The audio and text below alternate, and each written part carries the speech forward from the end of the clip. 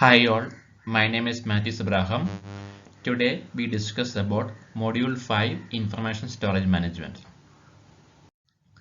In this session we discuss two important topics, data deduplication and local replication.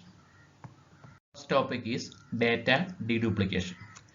So traditional backup solutions do not provide any inherent capability to prevent duplicate data from being backed up. With the growth of information and 24/7 application availability requirement, every time backup windows are shrinking. Therefore, backing up duplicate data significantly increases the backup window size requirements, and it will result unnecessary consumption of resources such as storage space and network bandwidth. Data deduplication is the process of identifying and eliminating redundant data. When duplicate data is detected during backup, the data is discarded and only the pointer is created for refer the copy of the data that is already been backup. Data deduplication helps to reduce storage requirement for backup. It will shorten the backup window and remove the network burden. It will also help to store more backup on the disk and retain the data on the disk for a longer time. There are two methods of data deduplication. First one is file level data deduplication. Second one is sub-file level data deduplication. The difference exists in the amount of data reduction each method produces and the time each approach takes to determine the unique content. File level deduplication will detect and remove redundant copies of identical files. This method enables storing only one copy of the file. The subsequent copies are replaced with a pointer that points to the original file. This method is simple and fast, but it does not address the problem of duplicate content inside the files. Subfile deduplication breaks the file into smaller blocks or smaller chunks, and then it will use a special type of algorithm to detect redundant data within and across the file. As a result, this method eliminates duplicate data across the files. There are two forms of subfile deduplication. First one is fixed length block and second one is variable length segment. Fixed length block deduplication divides the file into fixed length blocks and uses a hash algorithm to find the duplicate data. At the same time, this method is simple in design. The fixed length block might miss many opportunities to discover redundant data because the block boundary of similar data might be different. There is a variable length segment deduplication. This method will divide the block into variable length. If there is a change in the segment, the boundary for only that segment is adjusted. Remaining segments are unchanged. So this method improves the ability to find duplicate data segments compared to the previous method. In this method, we discuss about data deduplication implementation. So this method eliminates redundant data at the source before it transmits to the backup device. Source-based data deduplication can dramatically reduce the amount of backup data sent over the network during backup process. This method provides the benefits of a shorter the backup window and it will require less network bandwidth. So there is a substantial reduction in the capacity required to store the backup images. The image shows source-based data deduplication. Source-based data deduplication increases the overhead on the backup client, which impacts the performance of the backup and application running on the client. Target-based data deduplication is an alternative to source-based data deduplication. This method occurs at the backup device, which offloads the backup client from the deduplication process. The figure illustrates target-based data deduplication. In this case, the backup client sent the whole data to the backup device and the data is deduplicated at the backup device, either immediately or at the scheduled time.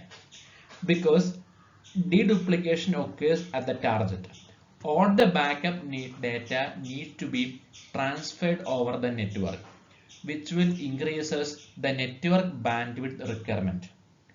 This method does not require any changes in the existing backup software. Inline deduplication method performs deduplication on the backup data before it is stored on the backup device. So this method reduces the storage capacity need for the backup. This method introduces overhead in the form of the time required to identify and remove duplication in the data. So this method is best suited for an environment with a larger backup window. Post-process deduplication method enables the backup data to be stored or written on the backup device first.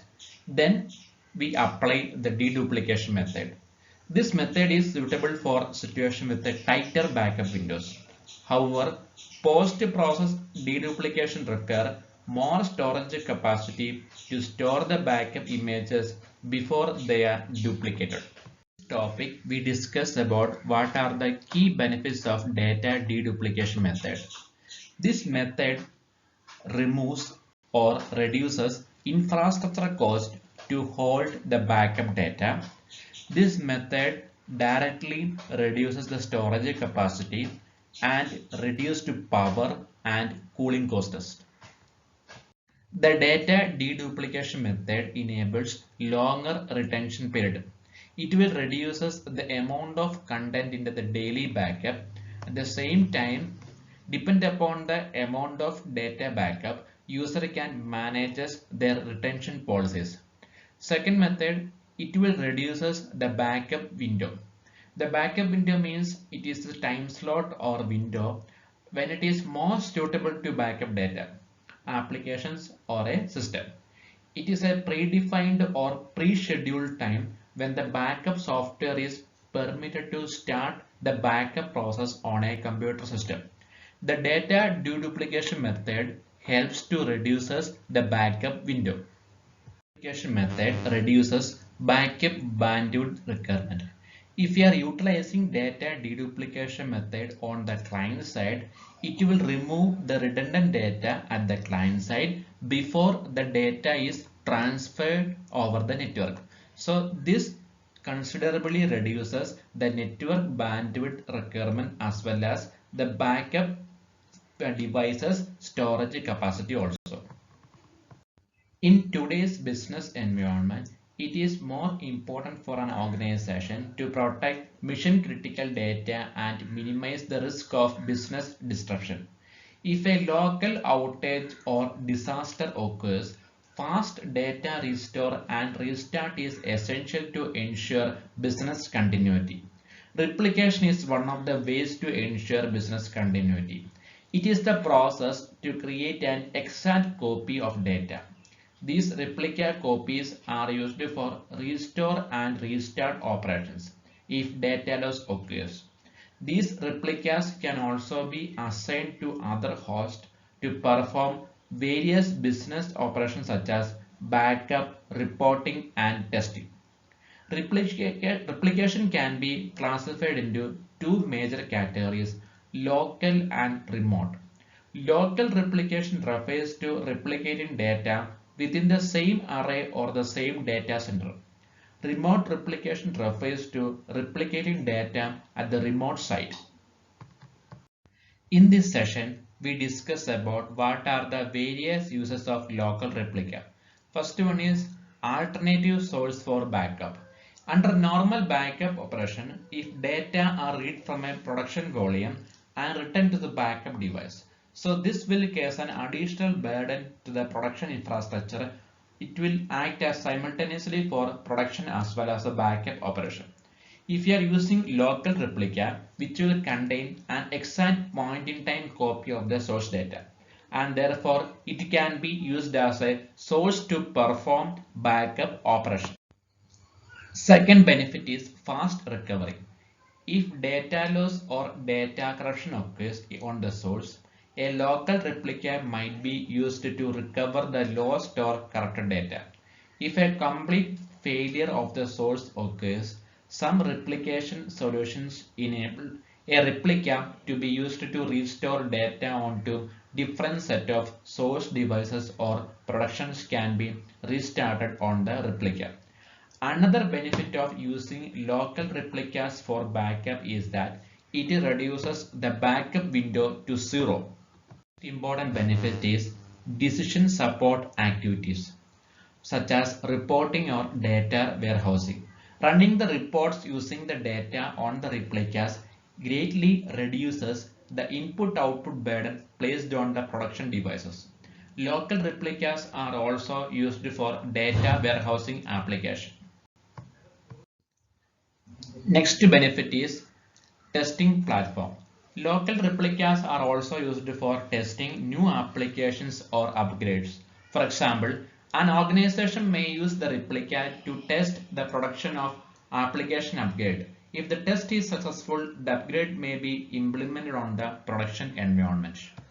Another use of local replica is data migration. Data migration performed for various reasons, such as migrating from a smaller capacity production volume to a larger capacity for newer versions of the applications. Replica should have following characteristics: recoverability, restartability, consistency. In the case of recoverability, it will enable restoration of data from the replicas to the source if data loss or corruption occurs. Restartability enables restarting business operation using the replicas.